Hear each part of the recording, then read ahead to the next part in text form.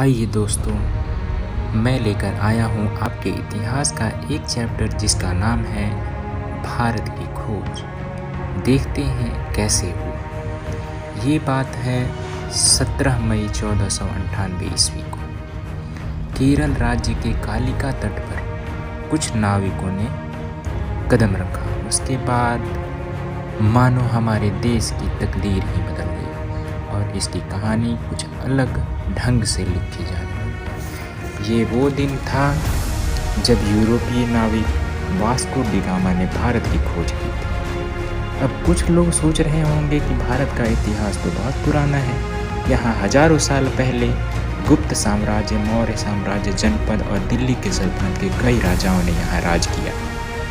तो कोई कैसे 1498 ईस्वी में भारत की खोज कर सकता है?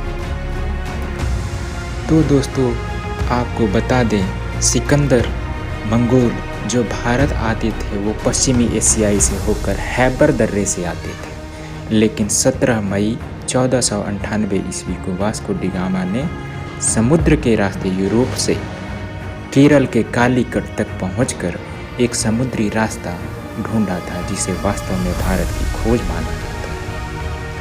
उसी समय भारत कृषि उत्पाद के लिए बहुत मशहूर माना जाता था, विशेषकर मसाले जैसे काली मिर्च, दालचीनी, इलायची आदि के लिए बहुत प्रसिद्ध था। उस समय यूरोपियों और अरब देश भारत के साथ व्यापार करने के लिए चीन, जापान, ईरान, म्यांमार देश बहुत होड़ लगाकर रहते थे, परंतु ये सारे व्यापारी स्थलीय मार्ग द्वारा ही आते थे और उसी मार्ग के द्वारा व्यापार करते थे, जिसे सिर्फ मुगल शासक या व्यापारी ही उपयोग किया करते थे और मुस्लिम शासक यूरोपियों को व्यापार नहीं करने देते थे भारत के साथ। लेकिन जब यूरोपीय लोग भारत के बारे में सुनते थे तो वो बहुत उत्सुक हो जाते थे कि भारत आने के लिए। तब सभी यूरोपीय देश भारत पहुंचने के लिए समुद्री मार्ग की खोज में लग गए, परंतु कई सालों के बाद भी उनके हजारों प्रयास के बाद भी कोई इसमें सफल ना हो पाया। तब यूरोप में कई तरह की अफवाह उड़ती थी कि समुद्र के द्वारा देर तक जहाज में या नाव में चलने पर नाव समुद्र के अंतिम छोर पर जाकर गिर जाएगी, इसलिए नाविक समुद्र में ज़्यादा दूरी तय नहीं करते थे। तब 1460 में पुर्तगाल के शहर सिम्स में जन्मे वास्को डी गामा ने भारत के समुद्री मार्ग ढूंढकर एक नया इतिहास जड़ दिया और हमेशा के लिए इतिहास के पन्ने में अपना नाम जोड़ा। दोस्तों, कैसे शुरू हुआ था ये भारत का खोजने का सफ़र? दोस्तों, वास्को डी गामा का जन्म 1460 के दशक के आसपास हुआ था। वो पुर्तगाल के सिम्स में जन्मे। उनके पिता एस देवा भी अच्छे नाविक और समुद्री खोजकर्ता थे। वास्को डी गामा का बचपन अपने पिता के साथ एक खोजकर्ता और नाविक के रूप में बीता था। 1480 में पिता का अनुसरण करते हुए पुर्तगाली नौसेना में शामिल हुए और नौसेना में उन्होंने एक नौचालन का और एक एडवांस लंबी दूरी तय करने का रास्ता सीखा। उस समय पुर्तगाल के राजा हेनरी थे। उनका नाम हेनरी द नेविगेशन के नाम से जाना जाता था।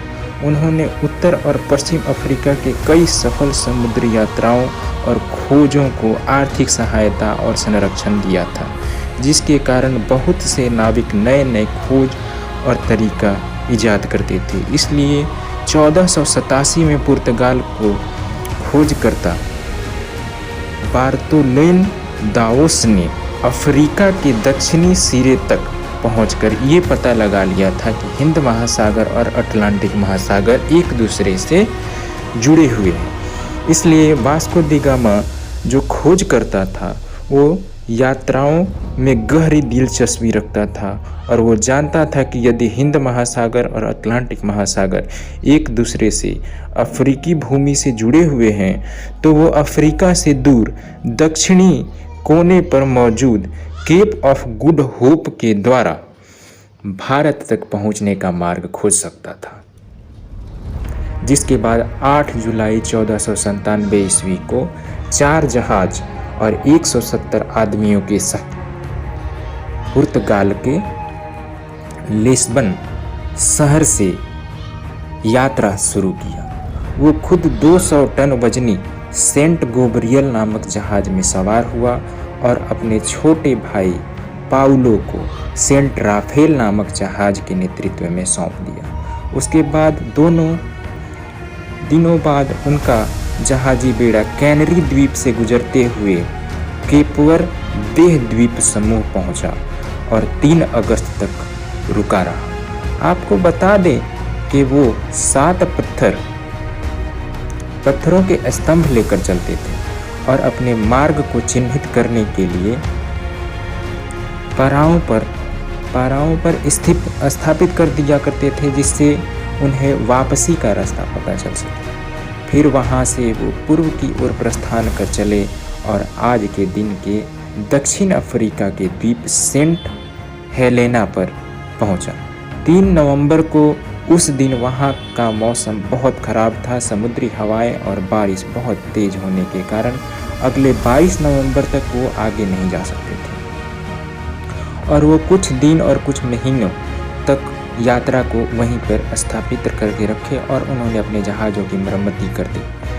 फिर उसके बाद उन्होंने अपनी यात्रा आरंभ की और केप और गुड नामक जगह पर पहुँचे और उस जगह का अच्छे से दौरा किया। तब वास्को डिगामा को लगा कि विश्वास हो गया कि वो भारत की खोज कर सकता है और वो फिर वहाँ भी अपना स्तंभ स्थापित करके आगे की यात्रा प्रारंभ करते हैं। 8 दिसंबर को यात्रा आरंभ किए और क्रिसमस को दक्षिण अफ्रीका के नडाल तट पर पहुंच गए और धीरे धीरे वो 2 मार्च को मोजाम्बिक द्वीप पर पहुंच गए। जब मोजाम्बिक द्वीप पर वो उतरा, वहाँ के लोगों को लगा कि पुर्तगाली भी उन्हीं की तरह मुसलमान हैं और उन्होंने उनका स्वागत बड़े अच्छे से किया और मदद भी किए। वहाँ वास्को डिगामा को 4-5 जहाज़ों पर सोना, चांदी और मसाले लदे हुए दिखाई दिए। वहाँ उसे कुछ लोगों से भी मुलाकात हुआ जो समय समय पर भारत का समुद्री तट का यात्रा करते थे।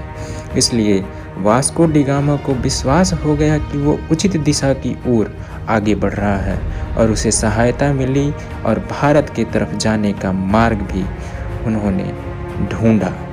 7 अप्रैल 1498 को उनका बेड़ा मुम्बासा में पहुंच गया और वहां उनकी मुलाकात एक गुजराती नाविक जिसका नाम कांजी मालम से हुआ, जो भारत के कालीकट जाने का रास्ता जानता था। उस गुजराती नाविक को मार्गदर्शक के रूप में अपने साथ बेड़े में शामिल कर लिया और 20 दिन हिंद महासागर में चलने के बाद उसे भारत के घाट पर पहुंचा दिया। उसे जब दूर से ही घाट और उस भारत की पहाड़ियां दिखाई देने लगी तब वो बहुत खुश हो गया।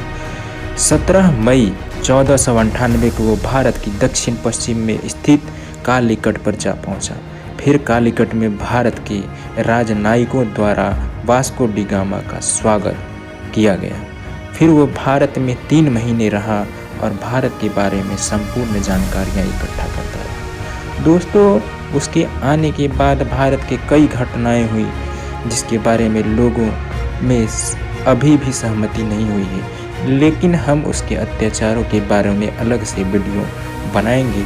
इस वीडियो में सिर्फ हम उसके यात्रा के बारे में पढ़ रहे हैं और उसका वृत्तांत सुना रहे हैं। दोस्तों, 3 महीने रहने के बाद 2 साल की यात्रा करते हुए वह अपने देश वापस 18 सितंबर को लौट आया। इस दौरान उसने 170 साथियों में से 116 साथियों की मौत हो चुकी थी। इस दौरान उसने 38,600 किलोमीटर की यात्रा की थी। जब वह अपने देश पहुंचा तो उसके पुर्तगाली राजा बहुत खुश हुए।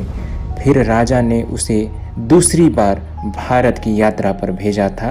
वास्को डी गामा भारत से भारतीय मसालों और रेशम के साथ वहाँ पहुँचा था।